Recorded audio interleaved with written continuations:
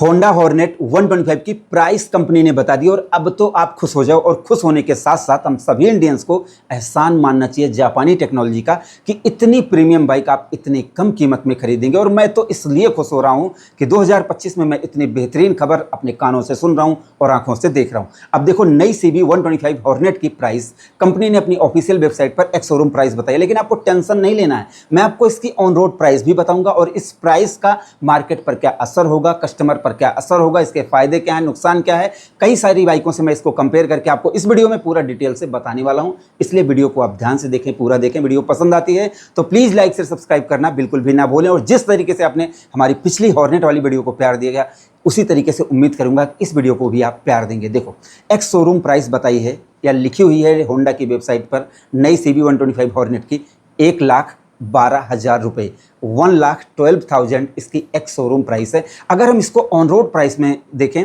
तो लगभग 12,000 रुपये इसका रोड टैक्स हो जाएगा। इंश्योरेंस जोड़ोगे विदाउट एसेसरीज ये 1,30,000 रुपये से ज़्यादा जा रही है, मतलब 1,31 भी हो सकता है। लेकिन अगर आप एसेसरीज लगवाओगे तो लगभग 1,35,000 भी हो सकता है, ज़्यादा कम हो सकता है। मैं अभी आपको सिर्फ लगभग प्राइस बता रहा हूँ, ये आपको ध्यान से देखना है। अब 1,35,000 रुपये में आप 125 सीसी की बाइक ले रहे हो, जबकि होंडा की ही यूनिकॉर्न आपको 1,38,000 से 40,000 रुपये में मिल सकती है। आप जाकर शोरूम पर पता कर लेना। तो मतलब 125 सीसी बाइक की प्राइस वो है जो 160 सीसी की बाइक है। लेकिन इसके कंपटीटर और क्या चीज़ें ऑफर कर रहे हैं वो तो आप जान लो। अगर आप जैसे एक्सट्रीम 125R ABS टेक्नोलॉजी के साथ लेते हैं, मतलब टॉप मॉडल लेते हैं, 1,20,000 से 22,000 रुपये में आपको मिल जाएगी। टॉप मॉडल की मैं बात कर रहा हूँ। वहीं अगर आप जैसे रेडर 125 का टॉप मॉडल लेते हैं तो लगभग 1,20,000 से 22,000 वो भी मिल जाए। एक्स शोरूम प्राइस की बात करें तो रेडर का लगभग 1,02,000 से 3,000 और एक्सट्रीम का 1,02,000 से 3,000 रुपये एक्स शोरूम प्राइस की बात कर रहा हूँ। और सबसे भारी बाइक पल्सर NS 125 ABS के साथ LED लाइट के साथ ये बाइक आपको मिलेगी लगभग 1,06,000 एक्स शोरूम प्राइस में। लगभग 1,25,000 27,000 ऐसे ही वो भी बाइक आपको मिल जाएगी। बट वो बाइक अलग चीज़ है, ये अलग चीज़ है, ठीक है।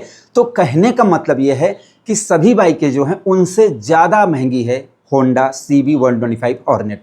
अब इसमें औरों के मुकाबले क्या मिलता है? अब आप कहोगे यार क्या क्या अपसाइड डाउन फॉर्क मिलते हैं। हाँ भाई, बिल्कुल सही बात कह रहे हो। जो अपसाइड डाउन गोल्डन कलर का फॉर्क मिल रहा है वो आपको किसी और बाइक में नहीं मिलता है। लेकिन आपको एक्सट्रीम 125R में 37 mm का टेलीस्कोपिक सस्पेंशन मिलता है। जो हमारी रोड कंडीशन है इंडियन की, उस पर टेलीस्कोपिक सस्पेंशन ज़्यादा बेटर काम करता है।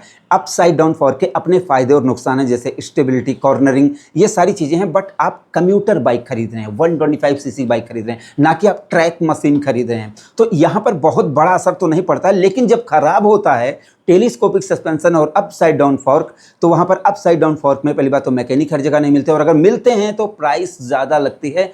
उसको रिपेयर करवाने की कॉस्ट जो आती है वो ज़्यादा होती है। लेकिन हम इसकी बात नहीं करेंगे।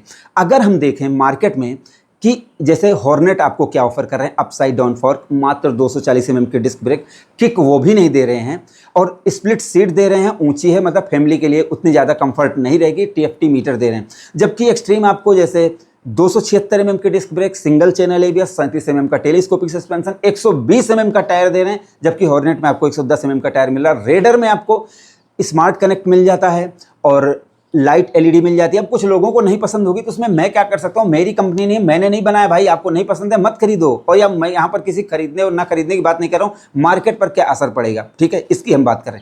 रेडर में किक भी आ गई है, सिंगल सीट भी आ गई है, मतलब आप अपने हिसाब से मॉडल और जैसे ऑप्शन को चुन सकते हैं। बट इसमें सिर्फ सिंगल ऑप्शन है। तो आप कहोगे कि ये स्पोर्टी डिजाइन बनाया गया है, नेकेड स्पोर्ट बनाया गया है, जिससे लोगों को पसंद आए तो लो ना भाई, मैं काम मना कर रहा हूँ। लेकिन अगर मैं लास्ट में अपना कंक्लूजन बताऊं, निर्णय बताऊं, तो देखो 125 सीसी सेगमेंट में सिर्फ अपसाइड डाउन फॉर्क से कुछ नहीं होता है, किक भी देनी पड़ती है क्योंकि रोजमर्रा की चीज़ें हैं।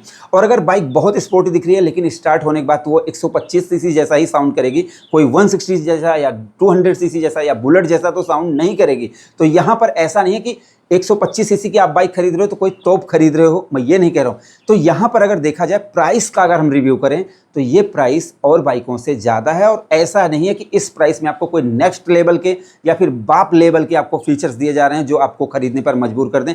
तो यहाँ पर ये आपकी व्यक्तिगत सोच है कि आपको पसंद आती है नहीं पसंद आती है। यहाँ पर ना मैं किसी चीज़ को सजेशन नहीं दे रहा हूँ। बट नई प्राइस लॉन्च हुई तो भाई मुझे इसके बारे में एक रिव्यू करना पड़ा। अब आपकी इच्छा है, हो सकता है आपको पसंद आए, हो सकता है आपको ना पसंद है, ये आपकी पसंद है भाई दोस्तों।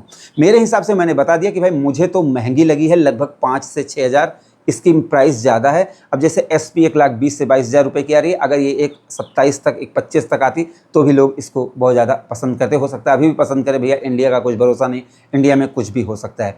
अब आपको ये प्राइस का रिव्यू कैसा लगा, आप इसकी प्राइस से कितना संतुष्ट हैं, आप कमेंट सेक्शन में ज़रूर बताओ। और हमारे प्रोडक्ट अगर आप खरीदना चाहें जो बहुत ही कम कीमत में मिलते हैं मीशो फ्लिपकार्ट पर, आप नीचे डिस्क्रिप्शन में लिंक है, जाकर एक बार चेक कर लो।